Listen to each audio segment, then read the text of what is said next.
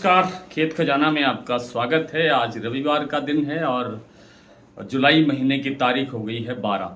आज पूरे सप्ताह की समीक्षा करें तो सरसों में कमज़ोरी नहीं रही है और बाज़ार थोड़ा-सा रिकवर होने की तरफ बढ़ा है पिछले सप्ताह के अंदर। लेकिन फिर भी 7600-7700 के बीच में सरसों का भाव भरतपुर में चल रहा है और जयपुर का भाव 8000 से 8025 के आसपास घूम रहा है। इनमें कोई बड़ी चेंज इस सप्ताह के अंदर नहीं हुआ।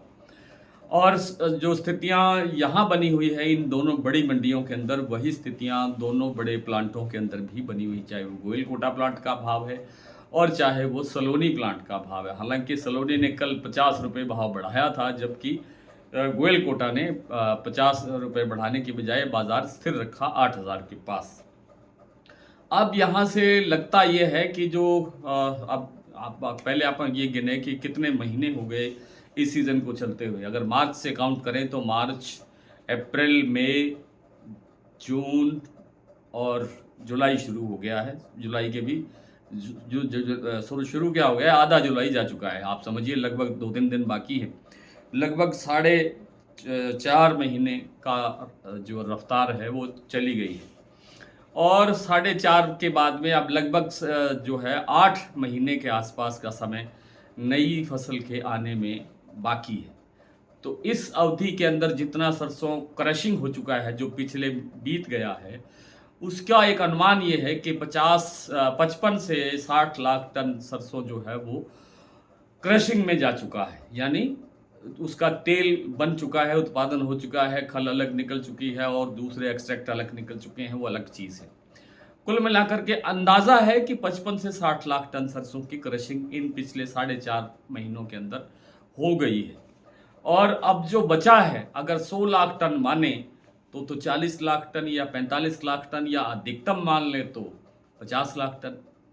और 50 लाख टन के बाद जो सरसों बचा है, मान लीजिए 50 लाख टन ही बचा है, तो 8 महीने का समय पिछले 4 महीने में 50 लाख, साढ़े 4 महीने में गया तो 50 लाख 8 महीने के लिए ये कैसे गाड़ी चलेगी? तो कैसे काम चलेगा सरसों का? इसलिए लगता है कि सरसों के अंदर मुझे गिरावट दिखाई नहीं देती।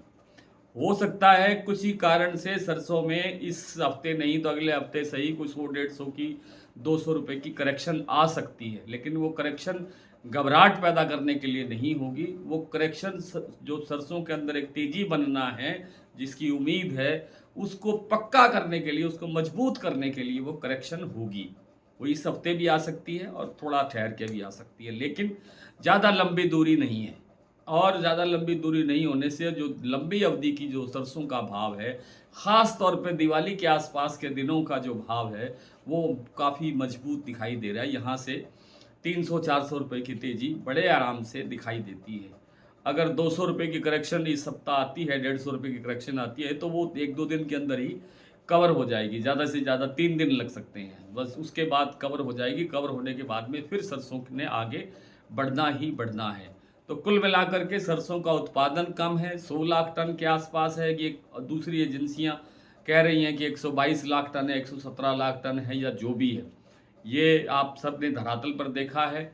आप सब जानकार हैं, आप मेरे से ज़्यादा जानते हैं क्योंकि आप लोग फील्ड में रहते हैं, आपका काम फील्ड का है। आप अपने खेतों में सरसों पैदा कर रहे हैं, आप अपने खेतों से सरसों निकाल रहे हैं, आप खुद बोरी में डाल करके उसको मंडियों में ला रहे हैं। तो आपको आपके खेत के आसपास, आपके खेत के अलावा आपको अपने आसपास के खेतों का भी अनुमान है कि वास्तव में उत्पादन कितना हो रहा है, घट रहा है या बढ़ रहा है, आप सब जानते हैं। तो ऐसी स्थितियों को धरातल के जो लोग जानते हैं, वो मतलब हमारे जैसे लोगों को इस इतनी जानकारी नहीं हो सकती। और जो ये अनुमान बता रहे हैं 117 लाख टन का, 122 लाख टन का, उनका मुझे ज्ञान नहीं है कि वो कैसे अपना ये कैलकुलेट करते हैं, कैसे बताते हैं कि जो उत्पादन है वो इतना बढ़ कर के आएगा। कैसे बताते हैं मैं नहीं जानता हूँ, ना मैं कोई उन पर टिप्पणी करना चाहता हूँ। लेकिन मैं ये बताना चाहता हूँ, जो मेरी जानकारी है उसके मुताबिक 100 लाख टन के आसपास उत्पादन है। आधा उत्पादन जो है अब तक खपत में जा चुका है, सरसों तेल बन चुका है, क्रशिंग हो चुका है और आधा माल बचा है 8 महीने के लिए।